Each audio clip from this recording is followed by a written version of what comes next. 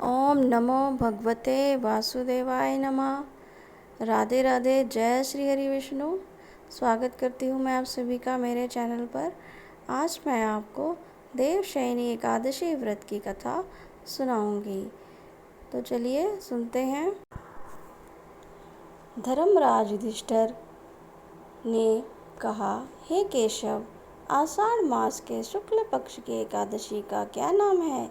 इस व्रत के करने की क्या विधि है और किस देवता का पूजन किया जाता है?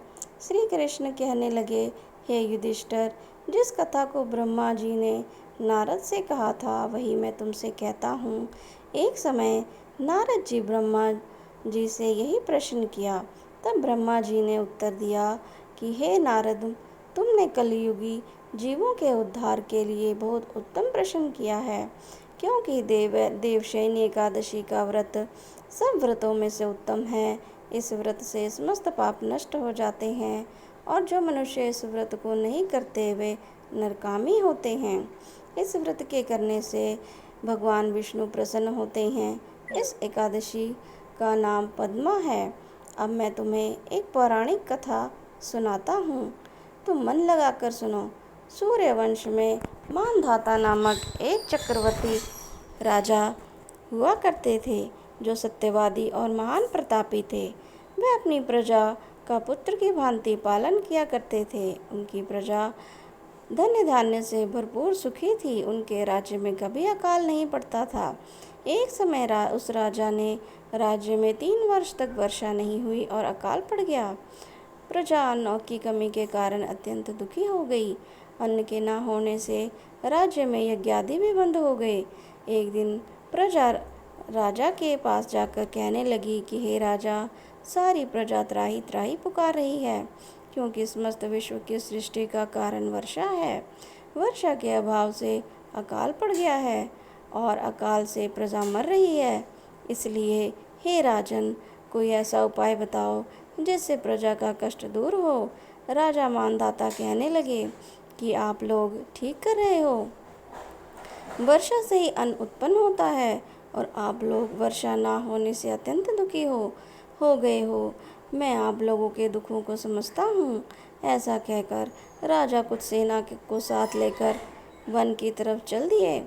वह अनेक ऋषियों के आश्रम में भ्रमण करता हुआ अंत में ब्रह्मा जी के पुत्र अंगिरा ऋषि के आश्रम में पहुंचा। वह राजा ने घोड़े से उतरकर अंगिरा ऋषि को प्रणाम किया।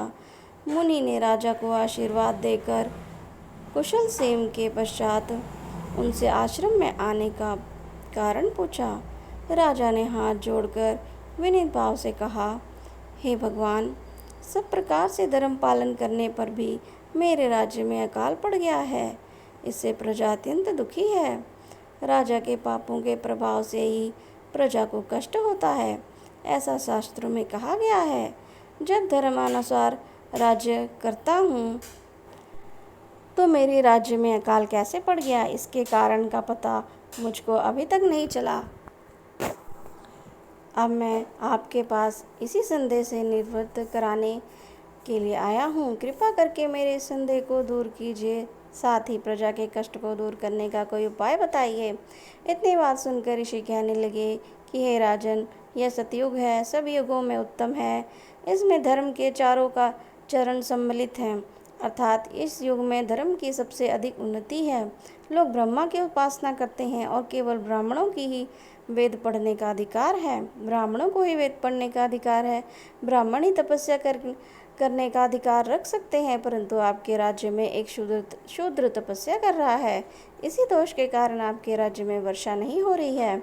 इसलिए यदि आप प्रजा का भला चाहते हो तो उस शूद्र का वध कर दो। इस पर राजा कहने लगा कि महाराज, मैं उस निरपराध तपस्या करने वाले शूद्र को किस तरह मार सकता हूँ? आप इस दोष से छूटने का कोई दूसरा उपाय बताइए।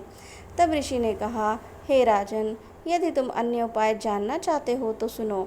आषाढ़ मास के शुक्ल पक्ष की देवशयनी नामक एकादशी का बुद्धिपूर्वक व्रत करो। व्रत के प्रभाव से तुम्हारे राज्य में वर्षा होगी और प्रजा सुख प्राप्त करेगी, क्योंकि इस एकादशी का व्रत सब सिद्धियों को देने वाला है और समस्त उपद्रवों का नाश करने वाला है। इस एकादशी का व्रत तुम प्रजा, सेवक और मंत्रियों सहित करो।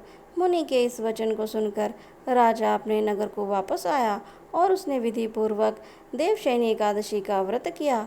उस व्रत के प्रभाव से वर्षा हुई और प्रजा को सुख पहुंचा। अतः इस मास की एकादशी का व्रत सब मनुष्यों को करना चाहिए। यह व्रत इस लोक में के भोग और परलोक से मुक्ति देने वाला है। इस कथा को पढ़ने और सुनने से मनुष्य के समस्त पाप नष्ट हो जाते हैं। बोलिए श्री हरि विष्णु की जय हो।